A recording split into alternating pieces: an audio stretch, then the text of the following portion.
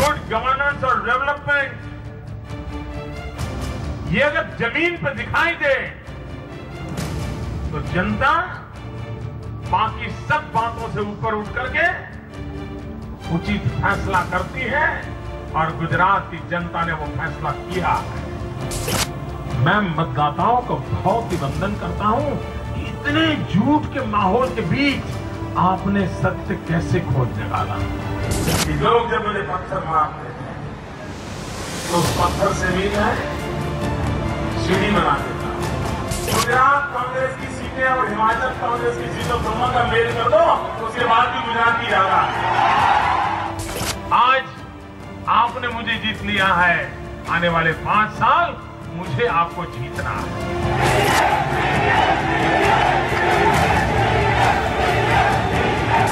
आपकी अगर इच्छा है तो मैं जरूर 27 तारीख को एक दिन के लिए दिल्ली हुआ हूं। मन में एकमात्र सपना है, मेरा गुजरात, मेरा गुजरात, मेरा गुजरात।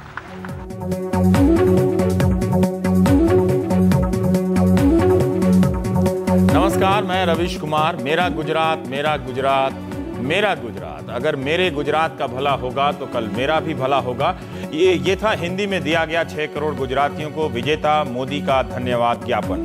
जीत के लिए गुजरात की जनता को जबरदस्त बधाई दी और कहा कि यहां की जनता ने 80 के दशक की जातिवादी क्षेत्रवाद की राजनीति को खारिज कर दिया है। अपने ईश्वर रूपी जनता से कहा है उन्होंने कि कहीं कोई कमी रह गई हो तो माफी मांगता हूं, गलती से भी मेरे हाथों किसी का बुरा ना हो। नरेंद्र मोदी भाषण के पहले हिस्से तक एक विनम्र विजेता का भाव लिए अच्छा बोल रहे थे, लेकिन जल्दी ही उनका व्यथित मन सामने आने लगा और अपना गुबार निकालने लगे।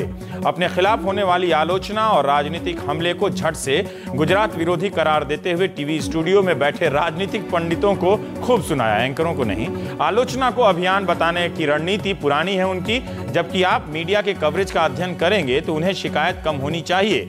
सभी माध्यमों में पत्रकारिता के परवरदिगार श्रेणी के कई पत्रकारों ने मोदी पर अपनी राय बदली और उनके ब्रांड की तारीफ की है। फिर भी विजेता मोदी को पूरा हक है कि व्यथित मन को हल्का करने का। हम इस पर बात करेंगे कि क्या वाकई मोदी को जीत का श्रेय नहीं दिया जाता है, उनके काम की सराहना नहीं होती है, उन्हें बेवजह टारगेट किया जाता है। ये तस्वीर अहमदाबाद बीजेपी मुख्यालय की है, जहां हजारों की संख्या में उत्साही कार्यकर्ता मोदी का भाषण सुनने आए थे। मोदी ने कहा कि चुनाव में उन्होंने किसी पर व्यक्तिगत हमले नहीं किए। वो 50 करोड़ वाली गर्लफ्रेंड का आप याद ना करें, सिर्फ कठोर शब्दों का इस्तेमाल किया। उन्होंने कांग्रेस का नाम नहीं लिया, लेकिन कहा पैसा परास्त हो जाता है, पसीना जीत जाता है। बार बार भारतीय जनता पार्टी के अनगिनत कार्यकर्ताओं को श्रेय दिया और कहा कि टीम बीजेपी की जीत है, टीम गुजरात की जीत है, मैं उस टीम का छोटा सा हिस्सा हूं। बीच में हल्की चुटकी भी ली और कहा कि अगर आप कहते हैं तो एक दिन के लिए दिल्ली हो आऊंगा। बस दिल्ली का नाम सुनते ही कार्यकर्ता पीएम पीएम का नारा लगाने लगे। नरेंद्र मोदी ने पॉलिटिकल पंडितों को सुनाते हुए कहा कि 93 सीटें भी आती तब भी जीत होती। उन्होंने कार्यकर्ताओं से कहा कि आज पंडितों के लिए प्रार्थना करें कि नींद अच्छी आए। मुझे नींद अच्छी आए, इसके लिए तो जरूर प्रार्थना कीजिएगा। सुबह से बहुत देर से जागा हुआ हूं। हिंदी में भाषण देते हुए मोदी ने 5 साल तक गुजरात की सेवा से भारत की सेवा की बात दोहराई। प्रधानमंत्री की महत्वाकांक्षा की बात खुद नहीं की, लेकिन बातों में ऐसे तत्व छोड़ दिया कि लगता है कि खुद कैसे कहें, काश कोई दूसरा कह देता। कम से कम अपनी इससे कथित महत्वाकांक्षा को प्रकट करने के लिए वे मीडिया को बधाई दे सकते थे। सुबह से हम कोशिश कर रहे थे कि मोदी पीएम के उम्मीदवार हैं या नहीं, सवाल को जानने के लिए। मोदी जीते हैं तो हर जीत पुराने सवालों को परास्त करती है, नए सवालों की चुनौतियां खड़ी करती है। आप अभी तक जान चुके हैं कि गुजरात में बीजेपी को पिछली बार की तुलना में 2 सीटें कम मिली हैं, लेकिन 115 सीटों के शानदार बहुमत के साथ बीजेपी 5वीं बार सरकार बनाने जा रही है। ये एक बड़ी उपलब्धि तो है ही। 17 साल से हारती चली आ रही कांग्रेस 2 सीटें ज्यादा पाकर विजयी महसूस कर रही है। वो कैसे, आप उन्हीं से पूछें। हिमाचल प्रदेश में बीजेपी हार गई है। दिल्ली में बीजेपी के नेता हिमाचल की हार पर शोक प्रकट कर रहे थे, लेकिन मोदी ने बड़ी चालाकी से उस हार को गुजरात की जीत के सामने हल्का कर दिया। कहा कि गुजरात कांग्रेस और हिमाचल कांग्रेस की सीटों को मिलाकर भी हमारे बराबर नहीं होंगे। सोनिया गांधी और राहुल गांधी की कोई प्रतिक्रिया नहीं आई है। सलमान खुर्शीद ने कहा है कि मोदी के लिए आसमान इतना भी नहीं खुला है। चिदम्बरम ने कहा है कि हम जीते हैं, कैसे जीते हैं ये आप उन्हीं से पूछिए। तो आज कौन जीता है, मोदी के लिए क्या मतलब है इस जीत का? हम अभी तक बीजेपी के कार्यकर्ताओं की अच्छी नींद वाली प्रार्थना से बचे और जगे हुए पॉलिटिकल पंडितों के साथ चर्चा करेंगे। सवाल तो है ही कि मोदी की जीत से किसे नींद नहीं आ रही है, क्यों नहीं आ रही है। कई सरकारें पहले भी विकास के मुद्दे पर जीत कर लौटती रही हैं। इस वक्त मोदी के अलावा 6 ऐसे मुख्यमंत्री हैं जो विकास के मुद्दे पर तीसरी बार चुनकर मुख्यमंत्री के पद पर विराजमान हैं। पवन चामलिंग, शीला दीक्षित, नवीन पटनायक, माणिक सरकार, तरुण गोगोई और इबोबी सिंह हैं। इसका मतलब यह नहीं कि मोदी की जीत को कम महत्वपूर्ण बताया जा रहा है, मगर एक बात है, 3-3 बार जीते 6 मुख्यमंत्रियों ने कभी अपनी जीत को इस तरह से इतना विशिष्ट नहीं बताया। तीसरी बार जीतने वाले मोदी 10वें मुख्यमंत्री होंगे। इस पूरी सूची में ज्योति बसु से इसकी शुरुआत होती है। मोदी जी ने रिक्वेस्ट किया है कि आज के दिन उन पर कम, गुजरात की जनता की परिपक्वता पर भी चर्चा हो तो ठीक रहे। हम इस पर भी चर्चा करेंगे। मोदी और वीरभद्र सिंह को जीत की बधाई के साथ शुरू करेंगे प्राइम टाइम। हमारे साथ हैं संजय निरुपम जी हैं, कांग्रेस के सांसद, प्रकाश जावड़ेकर, प्रवक्ता भारतीय जनता पार्टी, राहुल देव साहब हैं, वरिष्ठ पत्रकार, हिलाल अहमद है, रिसर्च फेलो हैं CSDS, अली अनवर अंसारी, सांसद, जनता दल यूनाइटेड। पहला सवाल प्रकाश जावड़ेकर जी, हम ये शुरुआत नरेंद्र मोदी के भाषण से करना चाहते हैं। बहुत विनम्रता के साथ उन्होंने गुजरात की जनता, उसकी परिपक्वता और उसके फैसलों और उसके सपने को पूरा करने के अपने इरादों के साथ उन्होंने बात की शुरुआत की। लेकिन जो बात मोदी ने कहा, प्रकाश जी, मुझे कम से कम ऐसा लगता है कि इस बार के चुनाव में उन्हें व्यक्तिगत रूप से टारगेट नहीं किया गया और वैसा कुछ अभियान नहीं दिखा। हालांकि वो आलोचनाओं का अभियान बता देते हैं, वैसा नहीं दिखा। लेकिन फिर भी क्या आपको सचमुच लगता है कि मीडिया या राजनीतिक जानकार मोदी से को गलत समझते हैं, उनकी बातों को ज़्यादा टारगेट किया जाता है, जिससे वो एक तरह से कम लगा कि एक बेचारगी को भी वो अब उसमें शामिल करने की कोशिश कर रहे थे? ऐसा क्यों प्रकाश जी? नहीं, पहले तो समझना चाहिए कि पिछले 30 दिन कांग्रेस ने कैसे कैंपेन की या मीडिया ने क्या कहा, वो महत्वपूर्ण नहीं है जी। 10 साल जिस राज्य में एक भी दंगा नहीं हुआ है, उस राज्य में राज्य के मुख्यमंत्री को कैसे टारगेट कर करके जी कांग्रेस ने पूरी 10 साल की कैंपेन चलाई जी, और मीडिया में भी कैसे कैसे शब्द हुए। और कांग्रेस के एक प्रवक्ता आज सुबह आपके साथ, हम जब आप साथ थे तब भी वो नालायक शब्द का उपयोग कर रहे थे। तो ये जिनकी टेस्ट है मोदी के बारे में, तो उन्होंने मोदी के लिए थोड़ा ही ना अच्छा कुछ कहा है। यह ऐसा बर्ताव करते हैं कि जैसे वो देश के नागरिक नहीं है, और ऐसे जो घृणित माहौल उनके लिए पैदा किया गया, उसको गुजरात ने जवाब दिया है और कोई कारण नहीं। लेकिन इस तरह से जिन्होंने घिनौना सांप्रदायिक काम किया अपने राज्य में हर बार, और अभी जो अच्छा काम 15 साल से 20 साल से गुजरात में हुआ है, तो उसको नजरअंदाज करते हुए जो कहते हैं। अच्छा, मीडिया का मुझे एक आश्चर्य लगता है, जी। अनेक मीडिया पर चर्चा चल रही है, वो हिंदी में आज भाषण किया, वो उनकी वो दर्शाता है कि वो दिल्ली की तरफ देख रहे। मुझे तो, मेरे पास तो पिछले 2007 का 2002 का जीत का भी भाषण है, वो भी हिंदी में किया था। नहीं, ठीक है, लेकिन इसमें आप मीडिया को पार्टी क्यों? मैंने भी कहा है, मैंने भी ये बात अपने शुरू में कही है कि हिंदी में भाषण दिया, पर इस तरह की आलोचनाएं, जैसे इसके खतरे हैं प्रकाश जी की कल को नीतीश कुमार या शीला दीक्षित या मनमोहन सिंह कहने लगे कि आप हमारी आलोचना क्यों करते हैं। कल को राहुल गांधी भी ये सहानुभूति बटोरने लगे। नहीं, पहले हिंदी की बात तो चलिए, भारतीय जनता पार्टी ने नहीं कहा जी कि टिप्पणी मत करो, आपकी आजादी है और आपकी आजादी के लिए हम जेल में गए हैं, तो लड़ाई हम लड़े हैं, ठीक है, और वो आपकी आजादी बिल्कुल रहनी चाहिए। बात यह है कि एक आदमी को टारगेट करके बेवजह लगातार एक प्रतीक बनाए, और अब जब उनको समझता है कि ये चुनाव में नहीं चलेगा, तो चुनाव के 40 दिन वो विषय गायब रखते हैं। ठीक है, पर आज फिर वो एनालिसिस के दिन पे करते हैं जी। क्या आपको लगता है, देखिए, कोई नेता महत्वपूर्ण हो जाता है और उसकी ज्यादा चर्चा होने लगती है, तो ये अच्छी बात भी है कि उस पर ज्यादा चर्चा होती है, पर क्या आपको ठीक है ना, हम उस पर आपत्ति नहीं है हमारी। क्या आपको लगता है कि अगर आज जीते हैं तो उस जीत का भी पर्याप्त तरीके से श्रेय नहीं दिया गया उन्हें? इस बात में कमी लगी? मैं ऐसा नहीं मानता। आप नहीं मानते? नहीं, मुझे नहीं लगी। आप लोगों ने कुछ भी कहा, जैसे सुबह 12 बजे तक लगातार मीडिया ये कह रही थी कि जैसे 117 कोई जादुई आंकड़ा है। जी, जादुई आंकड़ा तो 93 है। कि बहुमत मिले न मिले इस पर कोई कहे ठीक है। अब 117 कहां से जादुई आंकड़ा हो गया, ऐसा बना दिया उसका एक जिहाद की तरह कि 117 नहीं आए तो गए। जी तो ऐसा नहीं था। जी संजय निरुपम, क्या आपको भी प्रकाश जी कह रहे हैं कि चलिए मीडिया में कुछ तत्वों ने, मेरा अपना मानना है कि काफी सहानुभूति पूर्वक उन्हें कवरेज हमेशा से मिलता रहा है, उसमें आलोचना के अपने तत्व रहे हैं, लेकिन फिर भी संजय, क्या इस जीत के बाद मोदी के प्रति कोई राजनीतिक नजरिए में आप बदलाव देखते हैं? क्या उनकी जो आलोचना है, क्या सचमुच वो उनको एक व्यक्तिगत रूप से टारगेट करने वाली राजनीति है, जिसका उन्होंने बहुत जिक्र किया है अपने भाषणों में, यह भी कहते हुए कि उन्होंने कभी भी किसी को व्यक्तिगत रूप से टारगेट नहीं किया, कठोर शब्दों का प्रयोग जरूर किया? संजय निरुपम।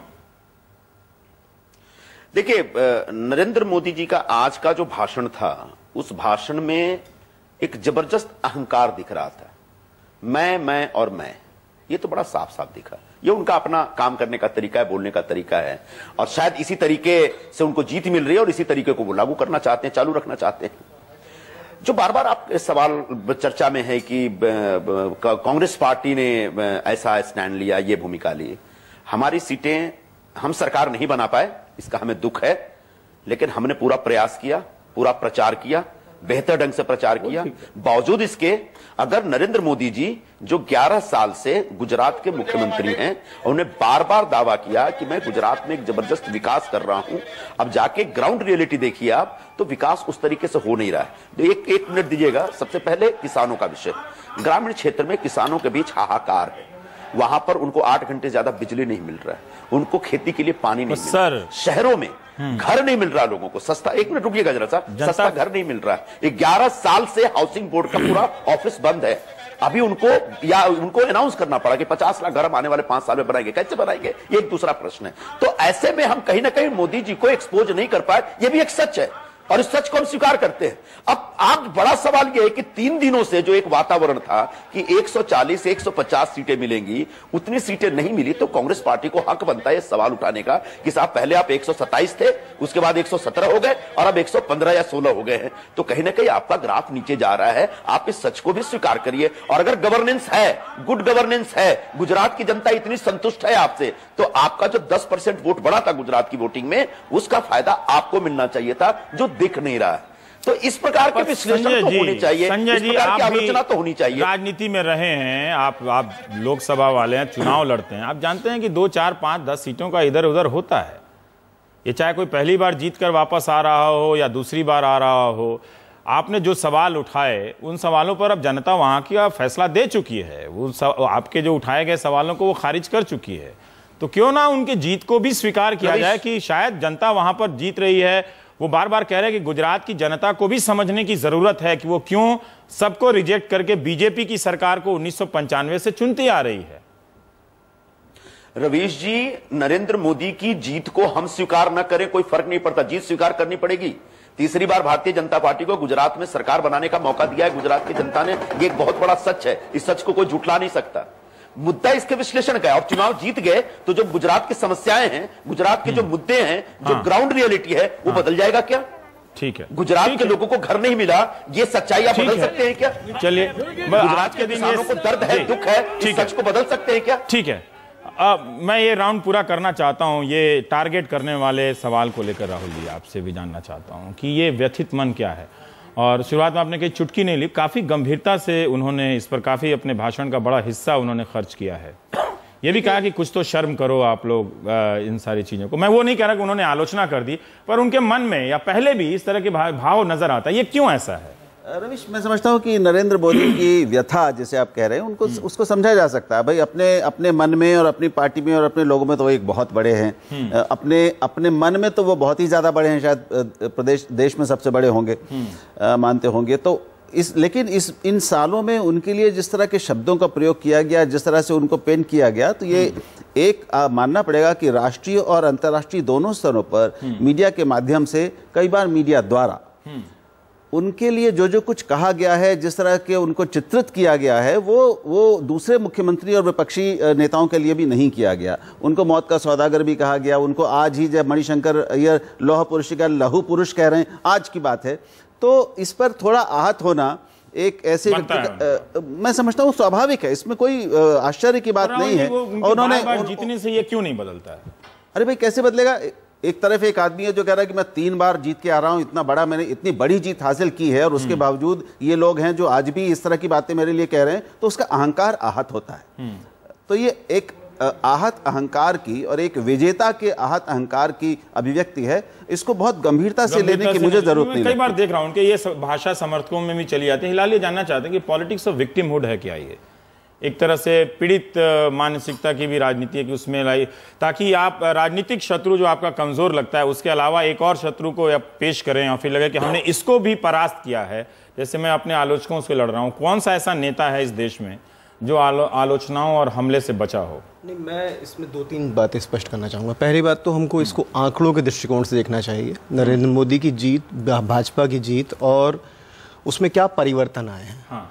और आज के अभी तक जो हम बात कर रहे हैं वो 115-117 सीटों के बीच में कर रहे हैं। ये एक, और इससे जो मैं आर्गुमेंट जो मैं मेरा होगा, तर्क मेरा ये है कि हमें इस बारे में सोचना चाहिए कि नरेंद्र मोदी की आलोचना कैसे करें और कैसे ना करें, ना कि कैसे जिस तरह के वो करें और कैसे करें। पहले आंकड़ों की कुछ बातें मैं स्पष्ट करना चाहूँगा।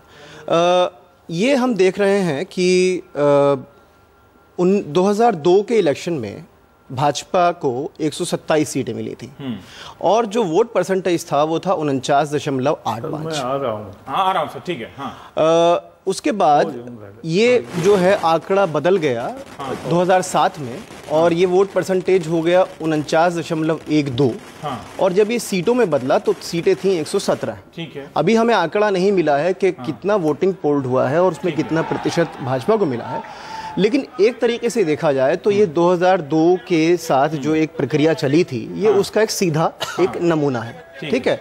ये इसलिए महत्वपूर्ण है कि अब भारत की जो राजनीति है, राष्ट्रीय राजनीति की दृष्टिकोण से उसको नहीं देखना चाहिए। अब जो सेंटर में है चीजें वो है राज्य। राज्यों की राजनीति केंद्र को तय कर रही है, और हर एक राज्य अपने आप में अलग है। जैसे कि आपने भी शुरू में दिखाया कि दिल्ली में हुआ, उड़ीसा में हुआ, ऐसे रिपीट हो रही हैं चीजें। एंटी इनकम्बेंसी और वेव जैसी चीजें अब जा चुकी हैं। तो ऐसे में नरेंद्र मोदी की जीत गुजरात में बहुत चौंकाने वाली चीज नहीं है। ऐसा संभव था और ये ऐसा प्रेडिक्शन आ भी रहा था। तो पहली चीज तो ये श्रेय अपने काम के दम पे श्रेय तो शीला दीक्षित को भी दिया। ये इलेक्टोरल पॉलिटिक्स है। इस इलेक्टोरल पॉलिटिक्स में हमको जो, जैसे आपने कहा, विक्टिमहुड की मानसिकता, उस विक्टिमहुड में हमें ये भी देखना पड़ेगा कि आपका कंपटीटर कौन है। अगर आपका कंपटीटर, और ये बहुत सामान्य सी बात है, दिल्ली में भी क्यों ऐसा हो रहा है कि बीजेपी नहीं जीत रही, ये सवाल को अगर हम उलट दें तो ये सवाल इतना ही महत्वपूर्ण बन जाता है। इसलिए मेरा ये मानना है कि पहला कारण ये है कि नरेंद्र मोदी की आलोचना जो हो वो इस आधार पर ना हो। ठीक है। हाँ। दूसरा कारण जो है नरेंद्र मोदी की आलोचना का, वो ये रहा कि भाई क्या हम उनको विकास के नाम पर देखें या कम्युनलिज्म के, जैसे आपने कहा लोह पुरुष या लघु पुरुष जो मणिशंकर, मुझे लगता है कि इस बाइनरी से भी बाहर निकलना चाहिए। इस तरह, हाँ, इस तरह निकलना चाहिए कि जिस विकास की बात वो कर रहे हैं, उस विकास में जो भाजपा की विचारधारा है वो कैसे मिली हुई है। आपको अल्पसंख्यकों को और मार्जिनलाइज सेक्शन को जब आप अलग करते हैं तो आप 2 तरीके से अलग कर सकते हैं। एक तरीका यह है कि आप हिंसा का सहारा लें, जैसे 2002 में हुआ। दूसरा तरीका यह है कि आप उनको एब्सेंट कर दें। गुजरात के पूरे विकास में, मेरे पास में इस समय भाजपा का मैनिफेस्टो है, इसमें मार्जिनलाइज सेक्शन के लिए या माइनॉरिटीज के लिए ऐसी कोई भी चीज नहीं है जिसको कि आप ये कहें कि हाँ, गुजरात में एक विशिष्ट तबकों के द्वारा उनका योगदान जो है विकास और संस्कृति दोनों में है। फिलहाल आप ये सवाल उठा रहे हैं उस पुराने नजरिए को हटाकर कि हर बात में मोदी को 2002 के चश्मे से नहीं देखा जाना चाहिए। ये अलग तरह की राजनीति है। ठीक है, लेकिन ये जो जरूरी सवाल है उस पर राहुल इस पे कुछ कहना चाहेंगे? नहीं, मैं इससे सहमत हूं कि एब्सेंट वाली बात जो हिलाल ने कही, एब्सेंट वाली बात है। पूरा जो गुजरात का जो पर्यटन का ऐड चला था, हमने ये लगाया भी एक तस्वीर पीछे। नहीं, बिल्कुल, देखिए कुछ चीजें बहुत साफ है। ये भी गायब है जो उसकी साझा संस्कृति, निश्चित रूप से गायब है। और ये चीज बहुत पहले साफ हो चुकी थी कि नरेंद्र मोदी शायद एक कॉन्शियस रूप से अपने आप को भारत के मध्यवर्ग और उससे पहले गुजरात के मध्यवर्ग के नेता के रूप में प्रस्तुत कर रहे हैं। उसी मध्यवर्ग से उनको सबसे ज्यादा शहरी मध्यवर्ग से जो संपन्न है या संपन्न होना चाहता है, और अभी हाल में हुआ है, जैसे उन्होंने एक नियो मिडिल क्लास भी कहा, मिडिल क्लास का जिक्र उन्होंने खुद भी उसको एक नए उसको परिभाषित किया है।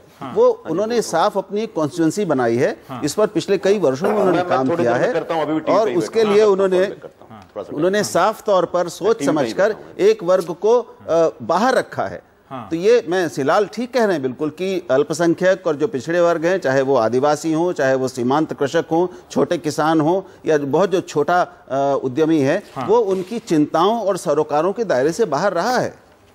और इसमें जो गुजरात का एक थोड़ा अलग किस्म का समाज है, जो व्यवसायी बुद्धि का समाज है, जो समृद्धि को एक बड़े बड़े मूल्य के रूप में देखता है और उसको उसका उत्सव मनाता है, जो बड़े व्यापार को मनाता है, उसको भी स्वागत करता है, उस समाज ने भी उनको आगे बढ़ने में मदद की है। तो एक तरफ से मैं मानता हूं कि गुजरात के समाज और नरेंद्र मोदी एक दूसरे के लिए बने हुए, मेट फॉर ईच अदर जैसा मामला भी। ठीक है, मैं अब इस पर दूसरे सवाल में एंटर करना चाहता हूं कि मोदी गुजरात के फिनोमेना है या राष्ट्रीय स्तर पे कोई फिनोमेना है, लेकिन इस बीच प्रकाश जावड़ेकर कुछ कहना चाहते हैं, हम उनकी टिप्पणी सुन लेते हैं। तो अली अनवर साहब से आपसे शुरुआत करेंगे बहस थोड़ा सा तरीके से। प्रकाश जी, आप कुछ कहना चाह रहे थे, आप जोड़ लीजिए फिर।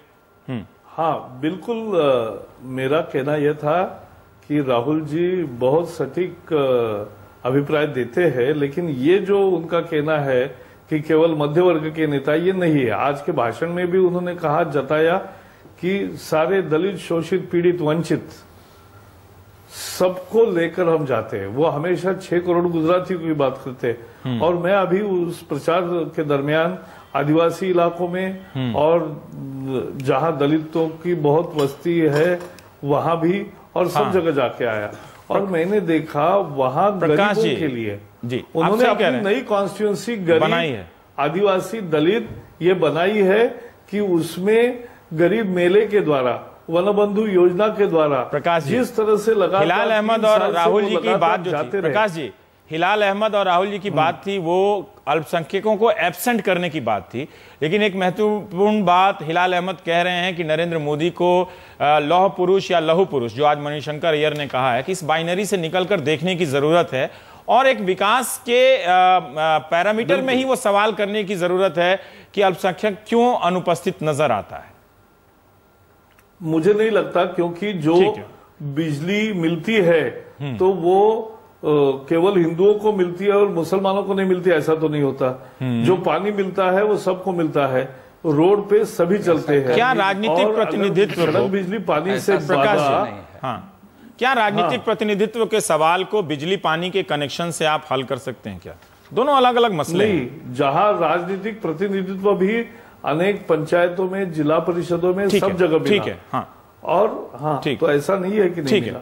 अली अनवर साहब, आपने क्यों कहा कि हमारा जो प्रधानमंत्री का उम्मीदवार होगा वो सर्वमान्य नेता होगा? ऐसा लग रहा है कि जब सब पूरी गुजरात, 6 करोड़ गुजरात की जनता जब उन्हें सर्वमान्य मान रही है, आपको क्या दिक्कत है सर्वमान्य मानने में? देखिए, एक तो हम कहना चाहेंगे कि जीत हार से कोई हम लोगों का लेना देना नहीं है। वो तो बेगाने की शादी में अब्दुल्ला देवाने वाली नहीं, आप बहुत पहले से शहनाई बजा रहे हैं। शादी अभी शुरू नहीं हुई थी, शामियाना लगाया भी नहीं था नरेंद्र मोदी ने गुजरात चुनाव का, तब से आप नगाड़े बजा रहे थे। ये मत कहिए प्लीज, थोड़ा बहुत स्मृतियां मेरी भी है, मतलब हम लोगों का कोई सवाल का जवाब दीजिए। सवाल का देना नहीं है।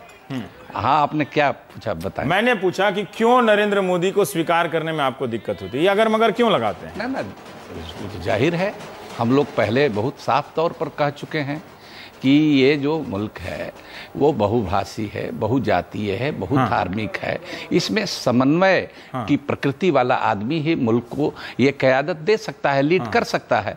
तो ऐसे जब ये सवाल आए, बावजूद आप उनमें क़यादत की काबिलियत नहीं देखते हैं। प्रिंसिपल एक हम लोगों ने अपनी मंशा को स्पष्ट किया है।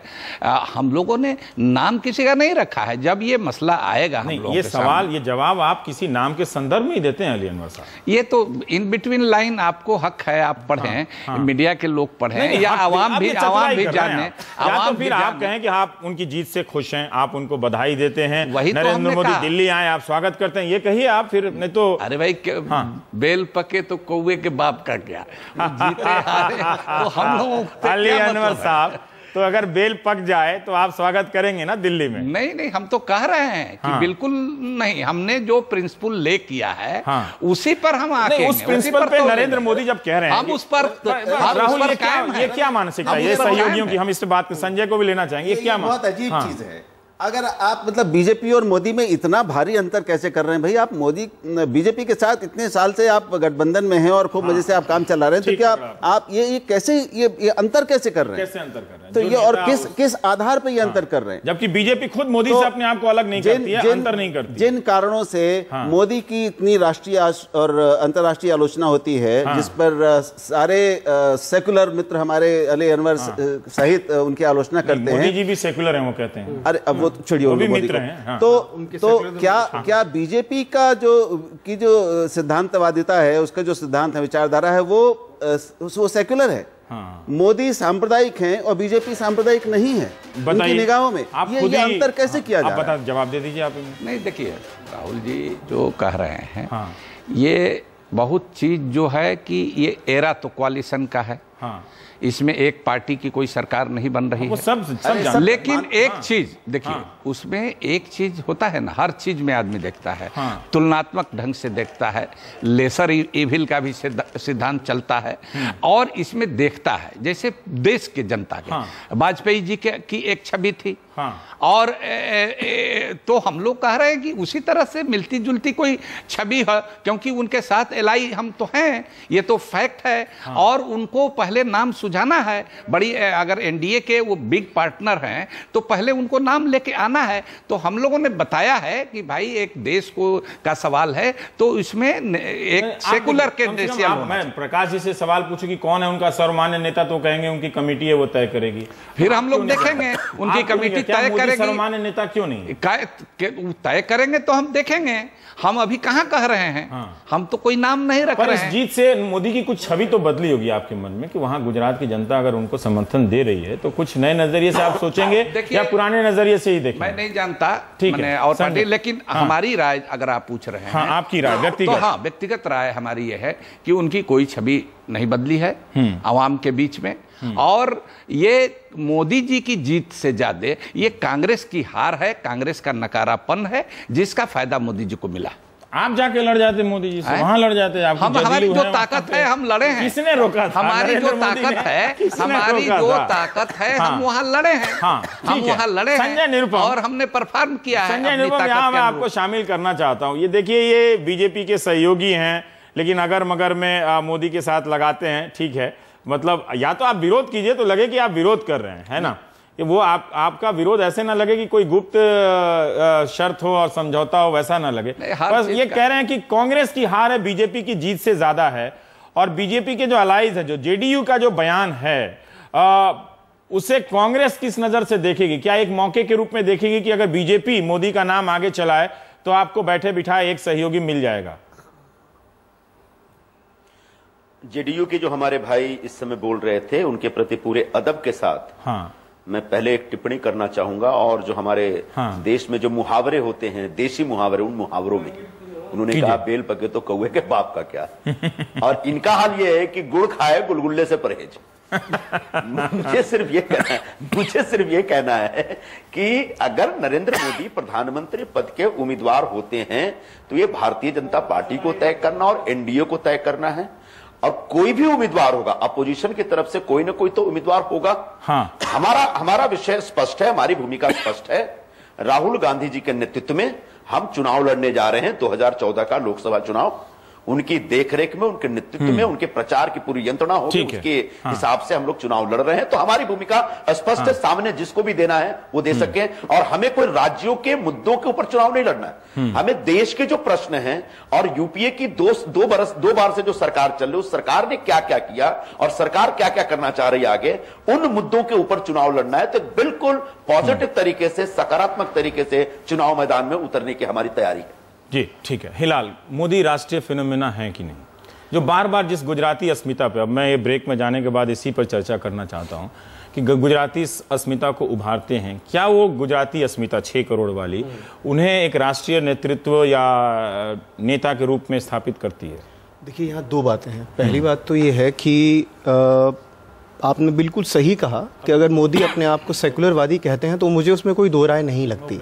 अगर हम सेकुलरवाद को दो हिस्सों में बांटें, एक सेकुलरवाद ऐसा सेकुलरवाद जो भाजपा वाला सेकुलरवाद है, जो कि इक्वालिटी और बराबरी के सिद्धांत को प्राथमिकता देता है, और दूसरा सेकुलरवाद नेहरू वाला सेकुलरवाद है, जिसमें कि ये आर्ग्यूमेंट जो आता है वो ये आता है कि बहुसंख्यक की संस्कृति हमेशा विजिबल होती है, माइनॉरिटीज की संस्कृति विजिबल नहीं होती, इसलिए उसको खास अधिकार दिए जाते हैं। प्रकाश जी से मेरा सवाल ये है कि आपको अगर वाकई आप इस तरह के सेकुलरवाद की बात करते हैं तो फिर आप उस संस्कृति को, जो कि माइनॉरिटीज की संस्कृति है, 6 करोड़ गुजरात में तमाम लोग ऐसे नहीं हैं, तो माइनॉरिटीज की संस्कृति के लिए नरेंद्र मोदी क्या कहते हैं? इस सवाल का कोई जवाब इनके पास नहीं है। दूसरी बात जो है वो इनकी वेबसाइट पर है, बहुत इंटरेस्टिंग चीज है। अरे एक मिनट सर, बोलने दीजिए प्रकाश भाई, जल्दी ताकि उनसे भी जवाब लेकर ब्रेक। दूसरा ये है कि ये एक इंटेग्रल ह्यूमनिज्म की बात अक्सर बीजेपी वाले करते हैं, और ये मानवतावाद, और ये दीनदयाल उपाध्याय के मशहूर लेक्चर्स हैं जो उन्होंने दिए थे। तो क्या ये इंटेग्रल ह्यूमनिज्म, मैं प्रकाश जी से जानना चाहता हूं कि इंटेग्रल ह्यूमनिज्म की पूरी फिलॉसफी जो कि बीजेपी की वेबसाइट पर इनकी अपनी फिलॉसफी के तौर पर दी गई है, उससे सहमत है? अगर उससे सहमत हैं तो फिर परेशानी बढ़ जाती है, क्योंकि बीजेपी की वेबसाइट पर अभी भी ये लिखा है कि अगर दो हिंदू, चाहे वो बुरे भी हों, मिलते हैं तो आपस में अगर वो बात करेंगे कम्युनिटी के लेवल पर तो वो पॉजिटिव बात होगी, लेकिन अगर दो मुसलमान मिलते हैं आपस में और वो अगर अच्छे भी हों और आपस में कम्युनिटी की बात करेंगे तो वो बुरी बात होगी। ये लिखा है, आप ये मेरे पास है, अगर कहें तो मैं एविडेंस दे दूं। प्रकाश जी आप प्लीज अपनी जाके वेबसाइट देख लीजिए। प्रकाश उनसे जवाब सुन लेते हैं जी। ये बिल्कुल बकवास है कि इस तरह का हमारा कोई ऑफिशियल डॉक्यूमेंट है। ये एकदम बिल्कुल बकवास। आप अपना बकवास करता हूँ। देखिए बकवास नहीं है, पहली बात नहीं, मैं ये ऑब्जेक्ट करना चाहता हूँ, ये बकवास नहीं है, ये एविडेंस है। आप जाइए बीजेपी की वेबसाइट पर जाकर इंटेग्रल ह्यूमनिज्म के 4 लेक्चर देखिए। ये आप बकवास शब्द नहीं कह सकते, नहीं ये बकवास नहीं कहेंगे, ये एविडेंस बेस्ड बात मैं कह रहा हूँ। जवाब मुझे भेजिए, मैं भेजूंगा क्यों? आपकी वेबसाइट है, आप जाकर खुद देखिए। मैं बताऊंगा, ठीक है, नहीं बाद में बताऊंगा, ये बिल्कुल खारिज करता हूं। ठीक है। दूसरी बात, अरे भाई मोदी जी ने अहमदाबाद के नजदीक जो एक मस्जिद का विस्तार जो हुआ और उसको डेकोरेशन किया, वो धरोहर की स्थिति थी, वो जो एक तालाब का निर्माण हुआ जिसको आत्महत्याओं का तालाब कह जाता था, वहां जिस तरह से उन्होंने किया, यह मुसलमान समुदाय के श्रद्धा के जो ठिकाने हैं और जो वहां ठीक तरह से उसका जीर्णोद्धार भी किया और एक नई तरीके की बताया सबको कि यहाँ सबको रहने का ही नहीं, सबको अपने मजहब का पालन करने का भी अधिकार है।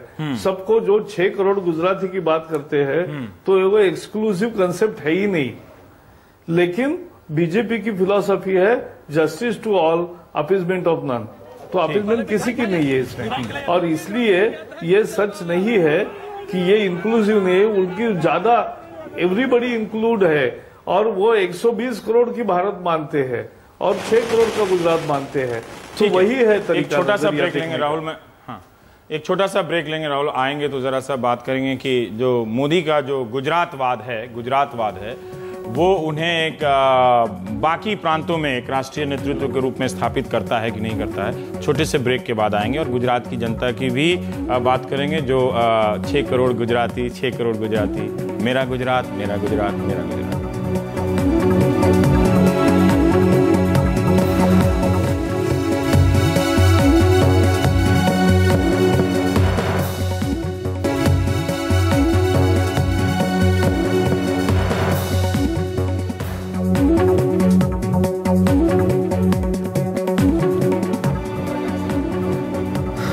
राहुल जी, हम ये सवाल पूछ रहे थे कि नरेंद्र मोदी बार बार कहते हैं कि गुजरात की जनता ने क्षेत्रवाद की राजनीति को नकार दिया, लेकिन वो खुद अपने भाषणों में इतनी बार गुजरात गुजरात करते हैं कि ऐसा लगता है कि ये भी एक किस्म का क्षेत्रवाद है।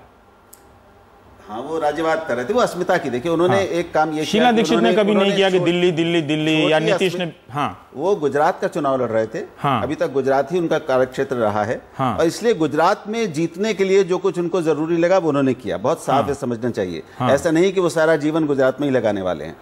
तो उन्होंने गुजरात की अस्मिता को इस तरह से भुनाया और बनाया, एक पूरा गढ़ा उसका निर्माण किया कि उससे बाकी छोटी छोटी अस्मिताएं या लघुतर अस्मिताएं वो दब गई, और एक उन्होंने कनेक्ट स्थापित किया लोगों के साथ। ये क्षेत्रवादी अस्मिता है या नहीं? ये क्षेत्रवादी नहीं है, मैं राज्यवादी कहूंगा। राज्य की अस्मिता को उन्होंने और राज्य के एक बड़प्पन हासिल करने की जो गुजराती, एक आम गुजराती की भूमिका पाते, जो आप महाराष्ट्र में भी मिलेगी। एक मराठी मानूस और महाराष्ट्र वाली बात बिहार में भी शुरू हो रही है वैसे। तो वो एक आपकी सरकार पर सवाल करते हैं, ट्विटर पर आते हैं आप बिहार विरोधी हैं। रवीश, एक चीज बस ये कहना चाहता हूं कि अब जब वो राष्ट्रीय भूमिका में आएंगे, जिसकी तैयारियां लग रही हैं, तो आप ये मानिएगा कि वो ये जो आज मेरा गुजरात है, तो वो मेरा भारत और मेरा भारत होगा। भले ही उसमें भी बदलेंगे वो, उसमें भी अल्पसंख्यकों को प्रतिनिधित्व ना मिले, कई वर्गों को उसमें बिल्कुल काम चलाऊ और या कह लें कि लिप सर्विस की जाए, और कुछ लोग वहां पे अनुपस्थित दिखें, लेकिन वो मेरा भारत होगा। लेकिन अल्पसंख्यकों को प्रतिनिधित्व ना मिले और फिर मेरा भारत का ये संतर विरोध के साथ वो क्यों? उनकी राजनीति को सूट करता है इसलिए। अभी तक तो उसने किया है, और अब जो बड़ा प्रश्न देश के सामने भी है और बीजेपी के सामने भी है और थोड़े दिनों बाद एनडीए के सामने आएगा कि, और देश के सामने भी आएगा कि क्या एक ऐसे व्यक्ति को आप एक प्रामाणिक विकल्प के रूप में खड़ा कर सकते हैं और स्वीकार कर सकते हैं, जो बहुत ध्रुवीकृत करने वाली राजनीति करता है, जो लोगों को बांटकर और बहुत साफ खानों में डालकर और कुछ खानों को छोड़कर कुछ खानों के विकास में अपने को पूरी तरह लगा के और सचमुच विकास करके उनका भला करके अपनी राजनीति करता है। ये अली साहब जल्दी थोड़ा प्रकाश जी और संजय निरुपम के साथ इससे हम सहमत हैं। हम लोगों ने इसीलिए कहा है कि जो आदमी बांट करके ये नजरिया हो, उसको हम लोग एक्सेप्ट करने वाले नहीं हैं। हम लोगों ने बिल्कुल पहले से साफ कर दिया है। ठीक कहा इन्होंने कि एनडीए के सामने ये सवाल आ सकता है, तो आएगा तो इसका प्रत्युत्तर हम लोग देंगे, और अपना हम लोगों ने प्रिंसिपल ले कर दिया है जो पब्लिक डोमेन में है, कुछ भी छिपाने की बात नहीं है। जहां हम थे वहीं आज भी हैं हम लोग। इस पे आपका कमेंट चाहता हूं जल्दी से। नहीं, मुझे ऐसा लगता है कि एनडीए का रिकॉन्स्टिट्यूशन होगा इस तरह। मुझे इस समय उनकी वजह से रिकॉन्स्टिट्यूशन होगा। कुछ चीजें टूटेंगी, कुछ बदलेंगी, और मुझे ऐसा नहीं लगता कि ये ओवर कॉन्फिडेंस होगा बीजेपी के पार्ट से कि वो ये सोचें कि वो नरेंद्र मोदी की गुजरात की जीत को पूरे भारत के में बीजेपी का वो बनाकर पेश कर सकें। मुझे ऐसा नहीं लगता। ऐसा तो तब जब यूपी में कल्याण सिंह की हुकूमत बनी 1993 में, तब नहीं कर पाए, तो अब वो कैसे इस राज्य को, जबकि हिमाचल में वो हारे हैं, तो ऐसे में इसको नेशनल पॉलिटिक्स के पर्सपेक्टिव में अगर हम रखकर देखें तो कोalition की राजनीति से अभी आपको छुटकारा नहीं मिला है। और छुटकारा अगर नहीं मिलेगा तो आपको रिकंसीडर करना पड़ेगा कि क्या आप एनडीए को तोड़ना चाहते हैं, एनडीए को रिकॉन्स्टिट्यूट करना चाहते हैं। ये सवाल बीजेपी और एनडीए दोनों घटकों के सामने आएगा। जी प्रकाश जी, इस पे कुछ कहना चाहते थे? देखिए, प्रधानमंत्री के उम्मीदवार वाला सवाल तो मैं पूछूंगा नहीं, क्योंकि आप जवाब देते नहीं है। सुबह से बहुत कोशिश की और मोदी जी ने भी ये शुक्रिया अदा नहीं किया मेरा। अच्छा, कम से कम मैं तो उनके लिए अच्छा काम कर रहा था कि उनको पीएम बनवा रहा था। लेकिन हिलाल अहमद, राहुल भी कह रहे हैं, अली अनवर भी कह रहे हैं, सहयोगियों के लिए, क्योंकि उनकी एक ध्रुवीकरण करने की जो राजनीति है, और भले ही चाहे वो जिस तरह का मुलम्मा चढ़ा ले, आज उनकी जीत हुई है, मैं बार बार बधाई दे रहा हूं, लेकिन फिर भी जो अल्पसंख्यकों को लेकर अनुपस्थिति का आलम रहता है और जो ध्रुवीकरण की बात रहती है, वो मेरा भारत या मेरा गुजरात कहने से तो ढकेगा नहीं। क्या उनकी वजह से आप अपने सहयोगियों को जो दांव पर लगा सकते हैं क्या? बिल्कुल, मैं पहले बताना चाहता हूं कि ये जो कुछ लोगों की राय है, या आप जिस तरह से उसको परिभाषित कर रहे हैं कि ये डिविजिव पॉलिटिक्स के प्रतीक है, मैं ऐसा नहीं मानता। हाँ, ये कि आप कह सकते हो कि ऐसी उनकी प्रतिमा बनाने का कांग्रेस ने लगातार नहीं, ये तो अली अनवर साहब कह रहे हैं, जेडीयू कह रहे हैं साहब, अभी तो संजय ने बोला भी नहीं है। उसका अरे भाई, उन पर भी तो प्रभाव रहता है ना कांग्रेस का प्रचार का। अच्छा, जेडीयू पे कांग्रेस के प्रचार का प्रभाव रहता है। संजय बहुत अच्छा प्रचार करते हैं, क्योंकि एक परसेप्शन की प्रचार, ये परसेप्शन की राजनीति में जरूर उन्होंने उनकी प्रतिमा को इस तरह से मलिन करने का प्रयास हुआ। लेकिन वास्तविकता यह है कि गुजरात का मुस्लिम क्या कहता है, और गुजरात के लोग जिस तरह से बोले हैं, तो उसमें ये नहीं आया कि वो जातिवादी उनको समझते, धर्म और मजहबवादी समझते। ठीक है, क्योंकि कांग्रेस की मजहब की जिस तरह से कत्लेआम हुआ 84 के दंगे नहीं थे, वो तो एक तरफा कत्लेआम हुआ। और 2002 का भी था। जहां एक गोली भी नहीं चली, पुलिस ने एक लाठी भी नहीं चलाई, तो वो जो है ना वो सांप्रदायिक है। ठीक है। जो आज बाकी जगह बिहार में, भागलपुर में जो हुआ कांग्रेस के राज में, वो सांप्रदायिक है। तो और गुजरात में जो हुआ नहीं है, वो लोग समझते हैं। प्रकाश गुजरात में क्या जो आप हुआ, दे रहे हैं? वो दोनों जगह दंगे जो हुए, हाँ, वो दंगे कभी भी कोई भी दंगे को सही नहीं कहता है, और मोदी ने भी कभी नहीं कहा। आज क्या जो माफी मांगी वो इसमें शामिल था क्या? समय नहीं है, मैं संजय को लेना चाहता हूं बस। नहीं, पहले इसीलिए मैं कहना चाहता हूं कि ये उनकी प्रतिमा पर एक जबरदस्ती प्रहार किया गया जो सही नहीं है। ठीक है संजय निरुपम, आपका कमेंट जानना चाहता हूं। अब समय ही नहीं है, ऐसी बात छेड़ दी जिसपे पूरा प्रोग्राम हो सकता है, लेकिन फिर भी संजय। हाँ बिल्कुल, दंगों के इतिहास में नहीं जाना है। हाँ, अगर दिल्ली और भागलपुर में दंगे हुए और गुजरात में नरेंद्र मोदी जी के शासनकाल में हर कीर्तन हुआ, ऐसा तो है नहीं जी।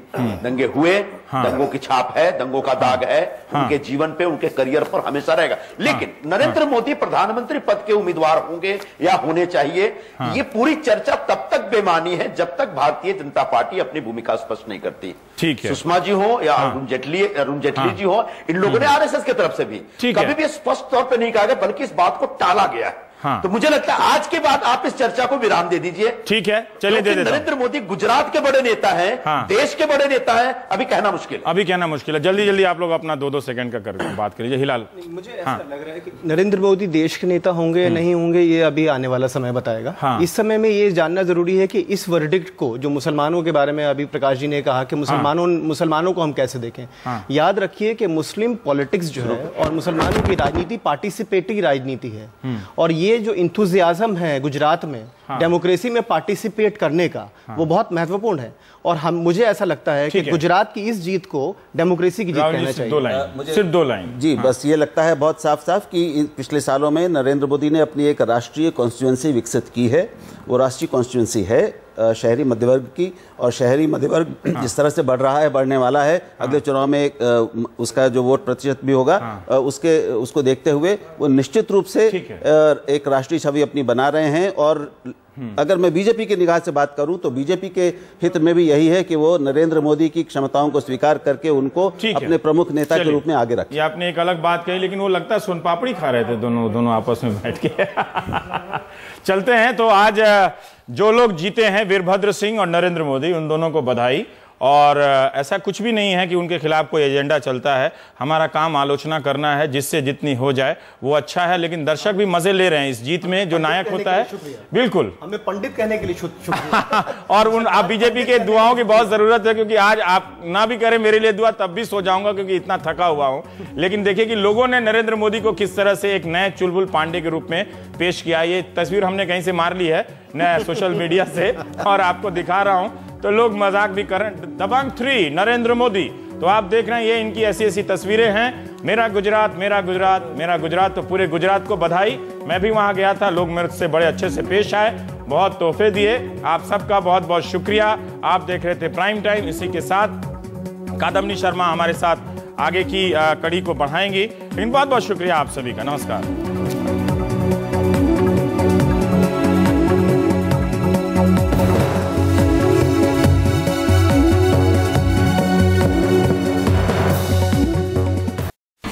India's #1 news app just got even better. Download NDTV's new app. Fully optimized for retina display. Full screen view. Faster response time. And Sudoku. NDTV's new iPad app. Download now.